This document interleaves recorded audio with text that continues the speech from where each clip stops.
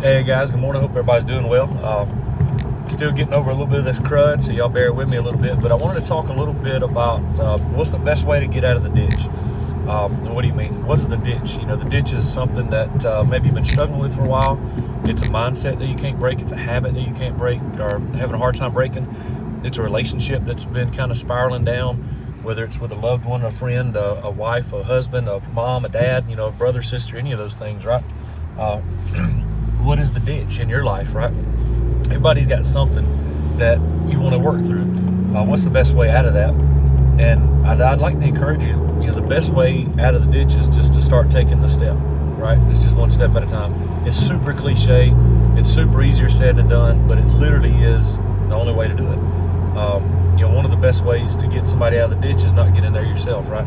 So take one step at a time, man. If it's a habit that you're having a hard time breaking, take one step. One thing I've been doing, I've been trying to lose some fat on my gut, right? I was so blessed the other day. I got to walk my girls across the field for homecoming, you know, my little girls, and it was so cool. They cheerleaded. It was neat, man. It was so fun. And a part of that, I got to try on all my old nice clothes, and none of them fit anymore because I'm too fat, you know. So I done got a little rotund here. I had to start losing some of that weight, and that was a blessing, right? To know that, you know. It's always good to know that you done come up a couple sizes, right? So, but no, it was okay. So one of the habits that I've been trying to break is I do a coffee every morning. I do decaf coffee, and I enjoy it. I do it for the taste, nothing else. And I used to get like 8 creams, 10 creams because I like cream coffee, you know. So one of the things I've been doing is I started cutting back the creamer in my coffee. Something super simple, something super stupid. It was really easy though. I was like, all right, I used to get 10, I'm gonna do 8, and then all of a sudden, hey, I'm gonna just do 5 today. Now I'm gonna just do 2, and that's where I'm landing. I'm gonna stay at 2. It gives me just that flavor that I need. And what that does though, a creamer is like 20 calories, so you don't think it matters. But I used to do 10, now I'm only doing 2. That's 80 calories a day times 30 days. That's 2,400 calories a month that I've just cut out of my diet. That's substantial. I can't cut all 2,400 calories out in a day, right? If I do that, I'm just going to earn it back whenever I go to eat because I'm starving. But it was that little step that now, over the course of a few months, 1 month is 2,400, the next month's 4,800, and so on and so on, you know. And those are calories that I don't have to gain back anymore, right? Excuse me, my throat gets a little bit dry when I'm talking, so.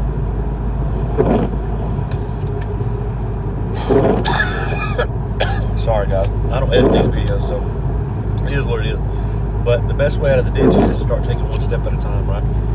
Whatever that looks like. I don't know what that looks like in your life, and you do. And if you don't know what that looks like in your life, find somebody and ask them. Talk with them, you know, find a friend. Talk with a counselor. There's tons of counselors online now that'll meet with you and Zoom call you. Feel free to message me. I'll be glad to be a sounding board for you. I'm not a licensed counselor or anything like that, but I do counsel people a lot for ministry purposes. So be glad to help however I can, guys. Just shoot me a message. If I can help you, I'll be glad to. If I can give you some guidance, more than happy to do that. You know, your mileage may vary, may be terrible. Excuse me, may be terrible advice. So just be aware. But man, love you guys. I hope everybody's doing well, and just again start taking a step. Today's a great day to take the first step. Tomorrow's a good day to take the next step, and if you fall back and you do it again, then that day's a good day to start again, right? One of the fail points, I work a lot with addiction and addiction counseling and this kind of stuff. One of the problems that I see with AA is you get these chips, and if you make a mistake, then you lose all those chips and you go back to zero again. And that model is so discouraging because it says that, hey, that one mistake that you just did, even though you've done really well for the last 6 months, that one thing just defined your last 6 months. And now it just wipes it all away. I just think it's crap. I just think it's BS. And not to say that AA don't work for people. It has. It's worked for a lot of people, and it's a program that, man, I hope if you are in it, that you succeed in it, you do well. I just personally think that style of reward versus, you know, taking things away, I just think that's such a soul-crushing thing. And they just take all the chips away, and you're no longer sober. It's like, and as true as that is, what that does mentally to people is it can cause you to go back into that spiral and say, well, I lost it all anyway, screw it.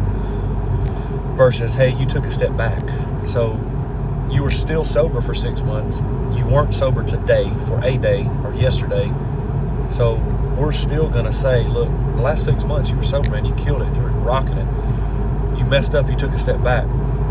But don't take another step back, because you'll undo that last 6 months. Let's take another step forward and get out of that. Now we're back on track, right? So, I don't know, guys. I hope you find some peace today. I hope you find a way to walk out of whatever it is that may be burdening you or holding you back. Love you guys. Hope you have a good day.